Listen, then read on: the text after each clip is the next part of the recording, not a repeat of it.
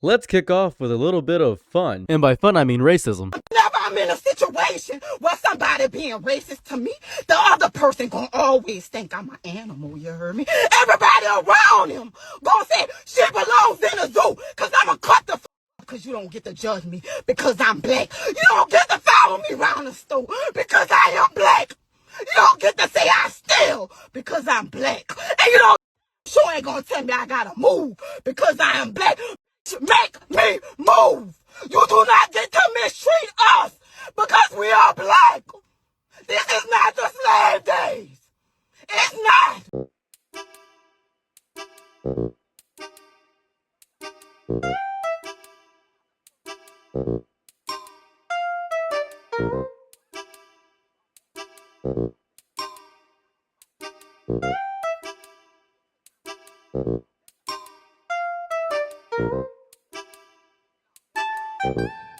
I'm in a situation where somebody being racist to me, the other person gonna always think I'm an animal, you heard me?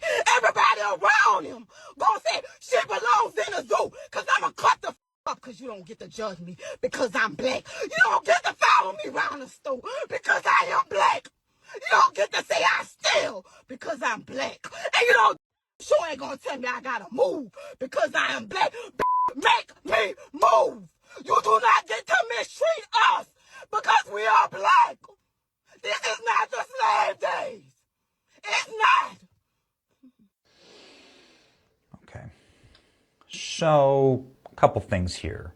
Impulse control. Maybe this is the reason why people are a little nervous that you're in their store. You're clearly overly medicated and you're on something like, why are you wearing these silk pajamas out in public? Could you have some self-respect? And then I think maybe 3, when is this going to end? This faux oppression. You want real oppression? Go to Africa. Go to Haiti.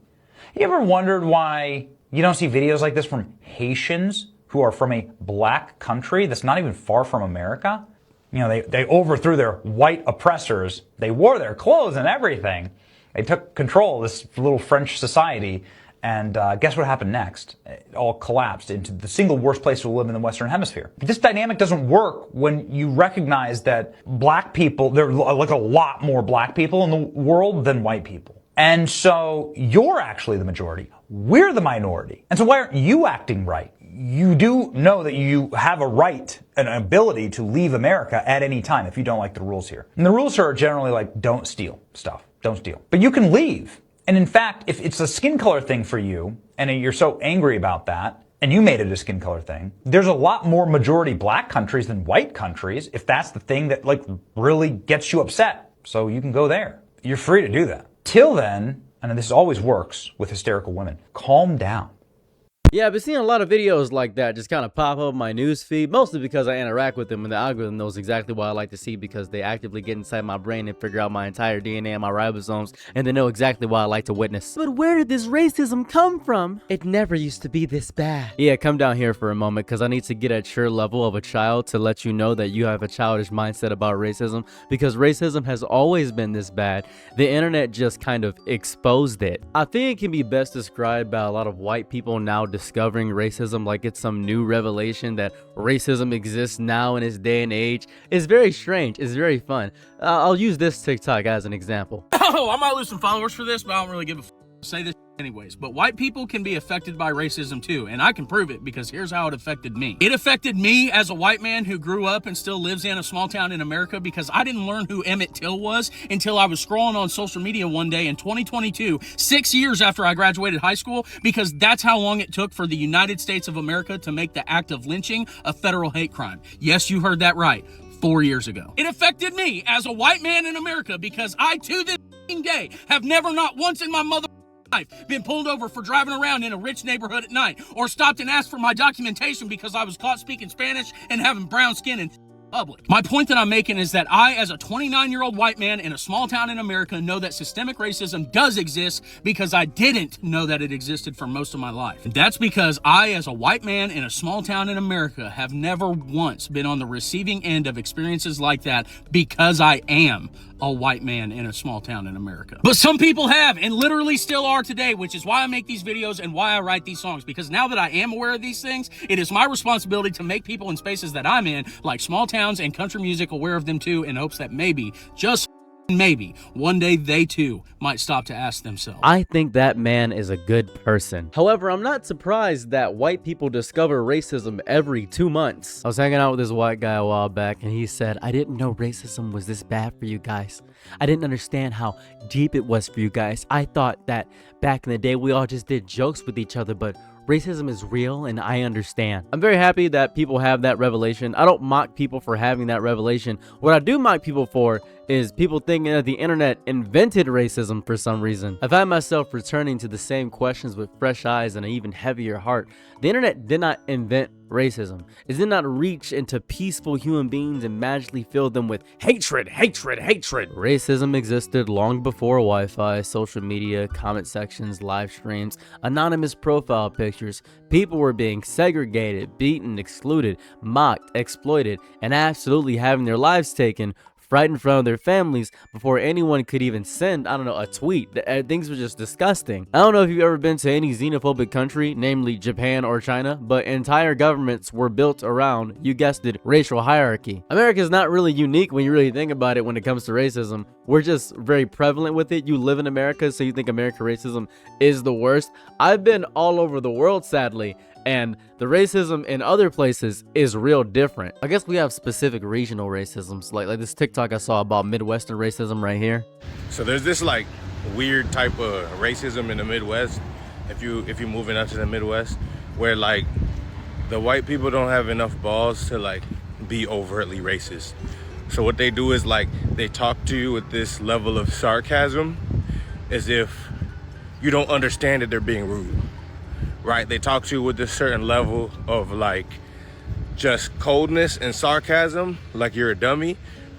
And it's like they think they're talking over your head. And then when you call it out, they get shocked. So like, for example, I went to this auto body shop, right? It's called Gary's Automotive. And he was like, yeah, your compressor, I need a new compressor. It's gonna be $500. I was like, I looked online and I can't even find a compressor for my vehicle that's that high. And he's like, oh, you're probably getting that stuff that's made in China. Yeah, we don't put that stuff in your car. And I was like, okay, so what's the name of the brand of compressor you'll be putting in my car? And so I look at the screen and he turns the screen and he's like, it's loading right now. It's loading right now. This is top secret. This is a private screen. Mind you, most mechanics will show you their screen. Like when you go to any auto store, they'll show you their screen. So I was like, okay, whatever. So he's like, read me off your license plate again. So I read it off and like, let's say it's like the letter X. He was like, so what you are saying is X, right? Like just making it seem like I'm speaking a whole different language. And I was like, you know what, sir? You're so hostile that I think I'm just gonna leave and find another place to service my vehicle. And like, it's crazy because sometimes these people forget that we can get up and leave and go to another business. Like they just be getting so shocked. He was like, wait, hold on. I understand that, blah, blah, blah, blah. I just left, man. But yeah, take your dollar where they respect you.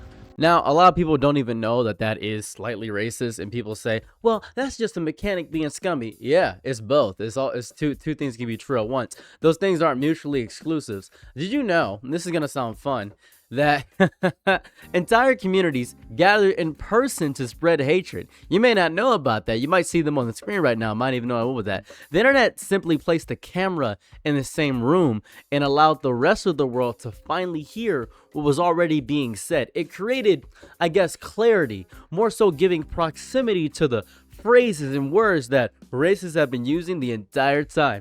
It's pretty fun. It just shed light on the entire darkness of the situation, and I think people are mad that light is being shown on the situation. It's very odd to witness. So let me tell you what happens exactly. This is exactly what happens. People look at the endless racist posts online and assume humanity suddenly became worse. What happened? It wasn't always like this. This is stupid. Back in the day, we were just joking about the racist stuff and it wasn't really that bad. bad. Yeah, we said the N-word as white people online on Call of Duty Black Ops and Nuketown, but that was all jokes. We all were just joking. The black guys didn't mind. They didn't seem that offended by it. Now racism is actually kind of bad, and I don't know what's going on. You know what's really interesting too is that whenever a black person makes a term, it gets colonized immediately, such as all black slang is now called Gen Z slang. It's very strange, such as AHHH. I don't know if you know about like black that's just strange. Every single AAVE term is being turned Gen Z slang. For everyone is whoop ticket. Love whoop ticket a lot. Whoop ticket means you're selling lies, you're telling lies, you're selling whoop tickets.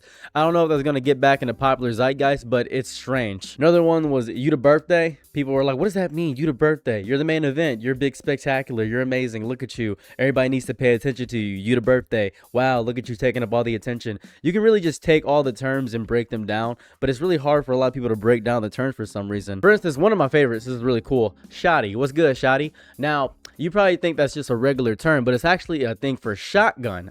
That's my shotty. She's my ride or die. She's my passenger. She's always by my side. She's my shotty. She's also short because this is my shotty, my short little boo thing. It's very fun. You can even use that with stink too, because that's my baby. That's stink. That's baby. Baby stink. Boom. That's big head. Babies have big heads. It's like a whole thing. You can do a whole way with it. Every one of the black AAV terms have other meanings behind it. I feel like I'm giving away trade secrets right now. Don't really know why I'm doing this. Oh yeah, I was talking about colonizers. People are mad that humanity became really visible with this racism. See, the private conversations that you usually have between friends or in those online chat rooms, they became public. The racist jokes somebody would whisper around trusted friends, oh, that's viral. We got to pull out the phone for that one. That's what it is. The discrimination hidden inside a workplace. Well, we have cameras now. We can do that. The abuse happening on a quiet street became footage that millions could witness. That's why George Floyd's situation was not really unique in any situation. That's the big thing about George Floyd too. George Floyd accidentally became a martyr. He was just one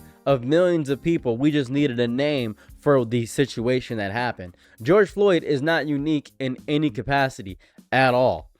George Floyd was a criminal. I'll give you that. George Floyd was a criminal, 100%. Was he maybe on some illicit substances? For sure. Maybe he was on some in his life. But that's not a specific case. He shouldn't have lost his life to that cop. That was a horrifying situation. He's not unique. He's not some hero that we held to exalted claims and think he's morally just. He's just a human that shouldn't have lost his life. That's life. I also think Charlie Kirk shouldn't have lost his life, by the way. Did you know they share the same birthday? I didn't know. They both share the same birthday. Charlie Kirk influenced a bunch of racism online. I don't think he should have lost his life realistically. I think that's a little bit silly. I think taking someone's life is a little bit drastic, to be quite honest with you. There are other people we could probably take out. I'm just saying there's other people. There's just a few I can mention. But I don't want Israel or the FBI tapping my YouTube channel, so I'm not going to mention them by name. I would actually like to thank the internet because it just ripped the curtains down. I don't know if you remember the pre-internet era, before internet, BI. Would it be BI before internet? Yeah, B-Wi-Fi, Wi-Fi, BI. Why did I try to make so many different acronyms for that simple term? I got to stop doing that. What people once denied for many, many years, saying, oh, there's no such thing as racism, you're exaggerating, Blackie. It can now be saved, shared, replayed, studied, and presented as deep evidence. The illusion of decency was shattered, not because deep decency disappeared in totality, it's just we have it widespread now. The culture was always this. The curtain was always so thin. And the internet finally showed it to everybody. So the internet didn't invent racism to me. It just showed everybody what racism always was. One of my favorite pastimes is being ignorant. I do not want to know what's inside of my hot dog. That would be stupid. I know that stork ankles and mosquito inside of there. I would hate to eat that and know that it's in there. It'd be gross. Let me tell you a fun activity my dad did for me to make me understand the value of food and the essence of creation. I brought this up during the bear versus man argument. What would you rather be in the forest, a man versus or a bear? And I stated that I had taken the lives of a few bears because my dad and I, when I was younger, used to do guided hunts in Alaska. I consider myself significantly more dangerous than a bear because a bear has taken 0 of me, but I have taken many bears' lives. It has cost my dad, I think upwards around $15,000 or $20,000 to take the bears' lives, but he had me skin the bear, he had me skin fish, he had me skin any animal that I would hunt. So if you don't know how hunting works, I imagine most of you are saying, hunting is cruel and evil. Usually we take out a bull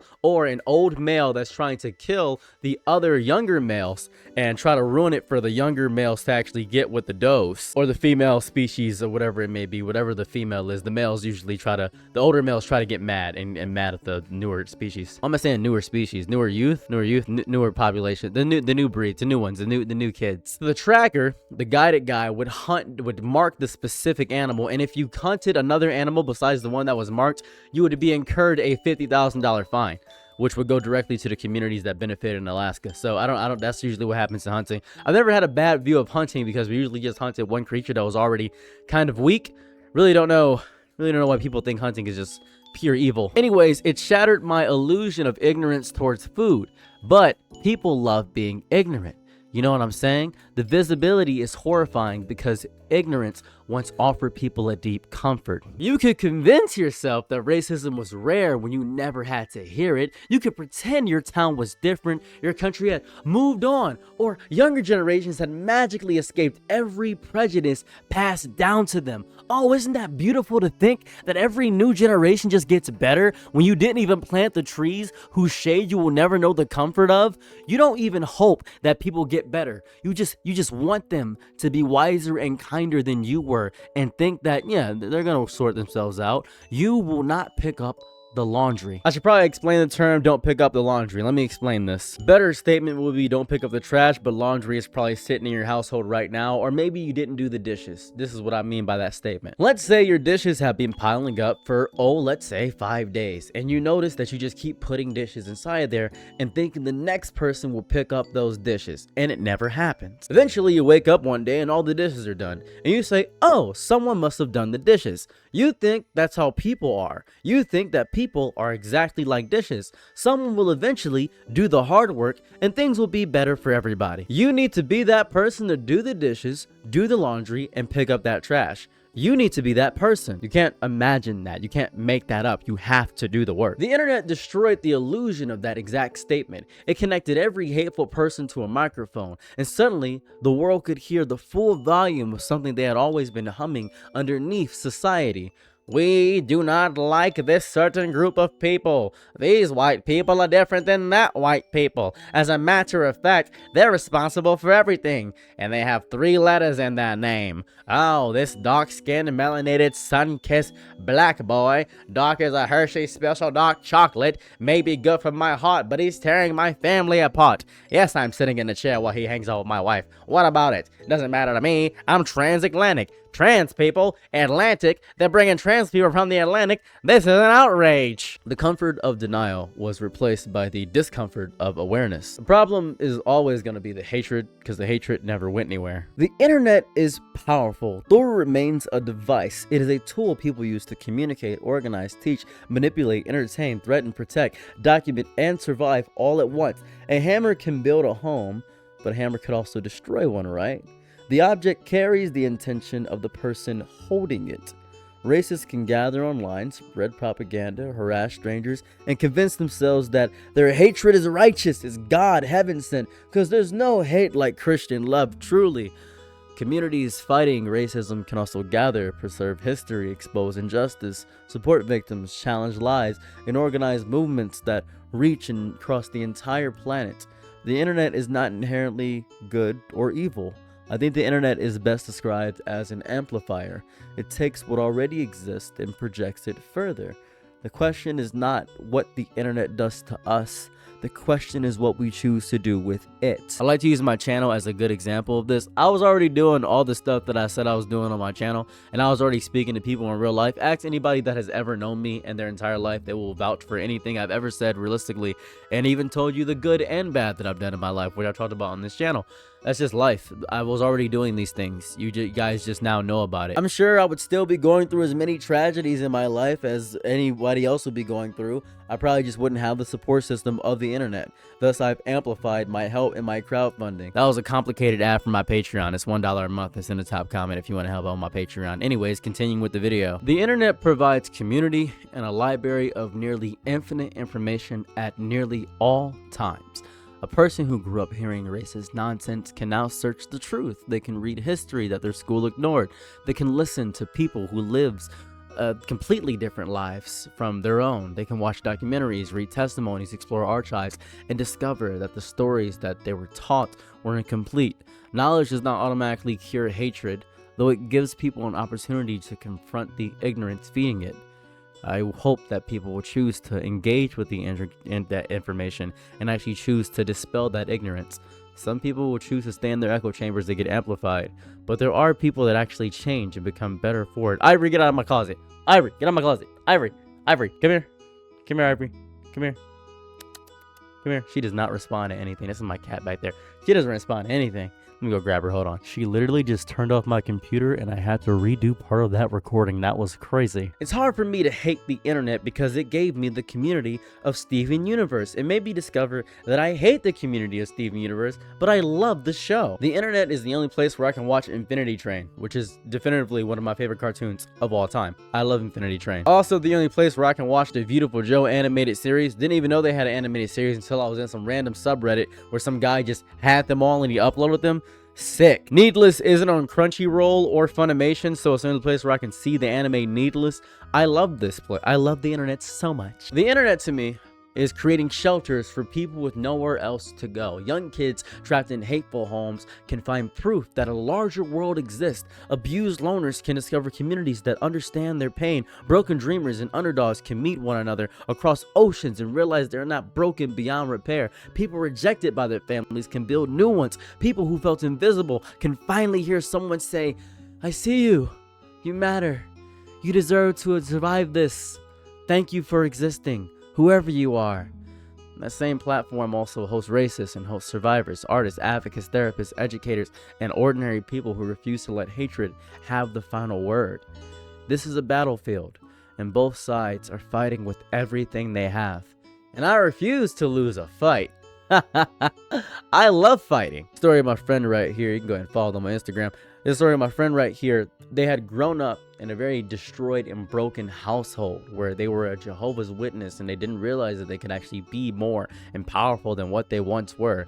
And through arts, they ended up discovering that they could become powerful. They could champion the woman in their lives and things of that variety. They could become stronger than what they once thought they were. It's a very powerful story, very powerful story. I find that very encouraging and empowering. And it's good to discover these things, and I can share this story with you guys. It's very fun to do that, to express what my friends do and how amazing they are and how amazing you guys probably are. It's fun to do that. It's always fun to encourage people and support them in whatever adventure they try to do in this life hold. And despite my hate of people such as Ben Shapiro or Charlie Kirk or even Matt Walsh and Donald Trump and Elon Musk, they all sing together. They all sing. Even the people that are great, Mr. Beast, who despite the fact that he changed YouTube forever, I Shall Speak, Kai Cenat, they all sing, do their art, jokes, videos, essays, games, fundraisers, support groups, fandoms and movements, and hate groups and destruction and speeches and racist banter. They all sing about freedom, about dignity, about hate. They sing about the strange miracle of finding another human being who understands you. Hatred can become loud online, and love can become deafening. A racist post is obviously going to reach millions. You love interacting with hate. It's fun to do so. And so can the people tearing its lies apart. A hateful movement can organize, and so can everyone determined to stop it. No kings, right? Didn't we say that together? The volume of hatred is not the final word. The volume of resistance is not always louder, but it is often more persistent. It is often more rooted in conviction. Do not give up because things are bad or horrible or the internet is being racist. Be strong, be resolute, be sterling in your repose, be lucid in your explanation of your rights, of your freedoms, of who you are. I am proud of you. Thank you again for existing.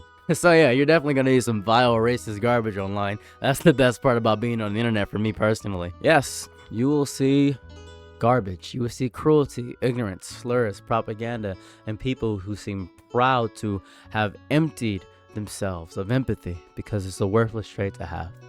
You will see hatred that makes the future appear hopeless. I need you to keep looking. Beyond that hatred are millions of people protecting one another, educating one another, defending strangers, sharing resources, and refusing to surrender. The internet revealed the ugliness that was already there. It also revealed how many people are willing to fight it.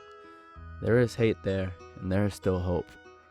And I hope that the internet just made that hope visible as well. Thank you so much for checking out my video. Now I'm going to talk about some updates from my channel and some announcements. So if you don't want to be here for that, you can just click on the video and I don't know, drop a like, comment, and a follow. If not, then thank you for checking out my video regardless. Anyways, here goes some announcements. End of October, I'll be at YomaCon doing 10 panels at an anime convention. Hopefully you're there supporting me. That'd be pretty cool. If not, that's fine and dandy. YomaCon's in Detroit, Michigan. It is in downtown Detroit, and it's very fun. One of my favorite anime conventions. Love doing this anime convention. It's very fun. I have two, count them, two side channels. Seros Plays, the new Dragon Ball Z Sparking Zero DLC just got released, so I'm over there playing a bunch of Sparking Zero. A lot of people found me through Sparking Zero, so maybe that it keens in your eye and makes you excited about Sparking Zero, seeing me play some more of that. And I have Seros Side Thoughts, where I read Reddit stories. Try to upload over there at least once a day. I know I produce so much content. Isn't it so fun? Just gonna go ahead and let you guys know I love making content. It's the biggest joy in my life, and it makes me excited whenever I can release a video and present it to you guys. As stated earlier in the video, I have a Patreon. It starts at $1 a month. It keeps these videos coming out because sometimes YouTube doesn't pay me that well. That's just pretty cool. So yeah, I would appreciate it if you guys at least considered donating at least $1 to my Patreon. There's other tiers, but $1 is where it starts at. I'd appreciate that. That's all I got. With that being said, thank you guys so much for checking out my video, and I'm out. Peace.